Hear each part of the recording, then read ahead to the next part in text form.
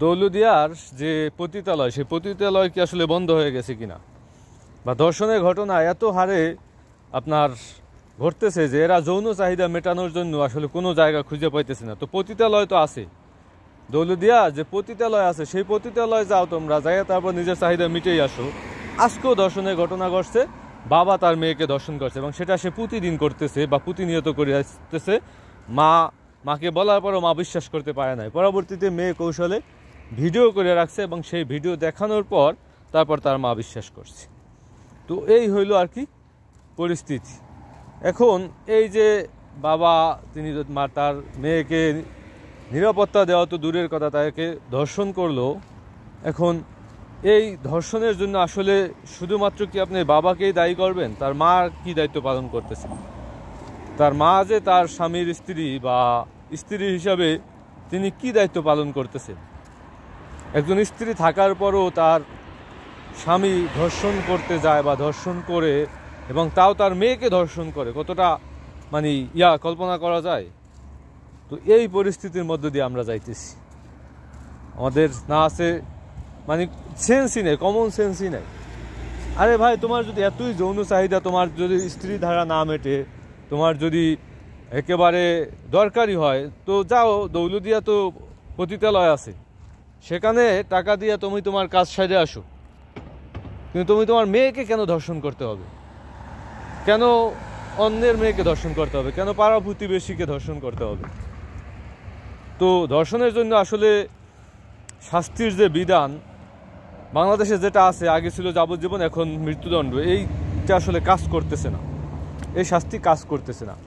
আপনার কিছু লাগবে না, আপনি শুধু বলেন যে ধর্ষকের 2টা হাত কেটে দেওয়া হইবে, বা বাংলাদেশে আইন করে দেন যে ধর্ষকের 2টা হাত কেটে দেওয়া হইবে, দেখবেন আর একটা ধর্ষণের ঘটনাও ঘটবে না।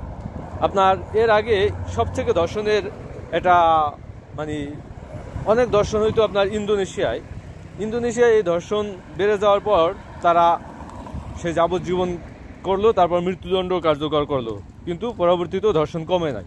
তো পরবর্তীতে তারা আরেকটা আইন করলো যে যিনি ধর্ষণ করবে তার লিঙ্গ কেটে দেওয়া হবে। এই আইন করার পর সেই ইন্দোনেশিয়া এখন ধর্ষণে জিরো টলারেন্স। তো এভাবেই আসলে করতে হবে। আপনি এখন বাংলাদেশে যদি আইন করতে যান যে ধর্ষণ করলে তাকে পাথর মেরে তারপর মৃত্যুদণ্ড কার্যকর করা হবে, যেটা ইসলামী আইন, সেটা যদি করতে যান তাহলে বহির্বিশ্ব থেকে চাপ আসবে যে এটা কি, এটা মৌলবাদী রাষ্ট্রে পরিণত হয়েছে, একটা ইসলামিক স্টেটে বিভিন্ন রকমের আপনাকে ট্যাগ দেওয়ার চেষ্টা করা হবে। তো সেই জায়গা থেকে আপনি যদি এই বাংলাদেশে ধর্ষণ যদি আপনি রোধ করতে চান, তাহলে আপনার মৃত্যুদণ্ড এবং এই যে আপনার ফাঁসি অথবা এই যে জিনিসটা বর্তমানে আছে যাবজ্জীবন কারাদণ্ড, এগুলো আসলে কাজ করবে না। আপনি আইন করতে হবে যে ধর্ষণে যদি সুস্পষ্টভাবে প্রমাণিত হয় সে ধর্ষক বা সে ধর্ষণ করেছে, তার 2টা হাত কাটে দেওয়া হইবে এবং জনসম্মুখে বা আদালতে হইলেও সেটা পরবর্তীতে প্রকাশ্যে আনা হবে যে হাত কাটে তাকে শাস্তি দেওয়ার দরকার নাই, 2টা হাত কাটে তাকে ছাড়িয়ে দেওয়া হইবে। ঠিক আছে, এই ধরনের শাস্তির ব্যবস্থা করলে আমি মনে করি ধর্ষণ আর থাকবে না। চুরি করে এত দেখুন, প্রত্যেকে সবার অভিযোগ যে চুরি ডাকাতের বিরুদ্ধে অভিযোগ, কেউই চায় না বাংলাদেশে চুরি ডাকাতি হোক।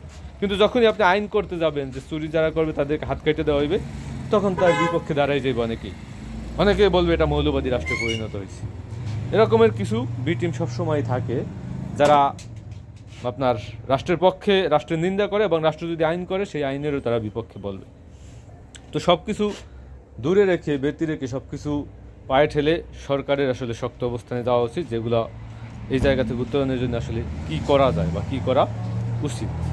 যে বর্তমান প্রস্তাবিত আইন যে কাজ করতেছে না, ওই যে দেখলাম আসিফ নজরুল তিনি আপনার বললেন যে 15 দিনের ভিতরে তদন্ত, 60 দিনের ভিতরে বিচার। আসলে এইভাবে হবে না। আপনার বিচার যেটা করবে সেটা জনসম্মুখে করা উচিত, এবং আপনি কম দেন, শাস্তির বিধান এত দরকার নেই। আপনি বলেন যে 2টা হাত কেটে দেওয়া হইবে বা একটা হাত কেটে দেওয়া হইবে যিনি ধর্ষণ করবেন, এর থেকে আর বেশি শাস্তির দরকার নেই। যে প্রকাশ্যে একটি হাত কেটে দেওয়া হইবে, জীবনে আর বাংলাদেশে ধর্ষণের ঘটনা ঘটবে না। কিন্তু যে বিচারটা আপনি করেন এটা জনসম্মুখে আলোড়ন সৃষ্টি করতে হবে যে আজকে অমুক ধর্ষকের, এই যে বাবা তার মেয়েকে ধর্ষণ করছে, পুলিশ ধরে নিয়ে গেছে, এখন তদন্ত হইবে, এইটা হইবে। তদন্ত হওয়ার পর যদি প্রমাণিত হয় যে এই বাবা অবশ্যই তার মেয়েকে ধর্ষণ করছে, সেটা প্রমাণিত হওয়ার সাথে সাথে ওই বাবাকে জনসম্মুখে আইনা একটা হাত কেটে দেন। একটা ধর্ষণের ঘটনাও পরবর্তীতে দেখবেন ঘটবে না।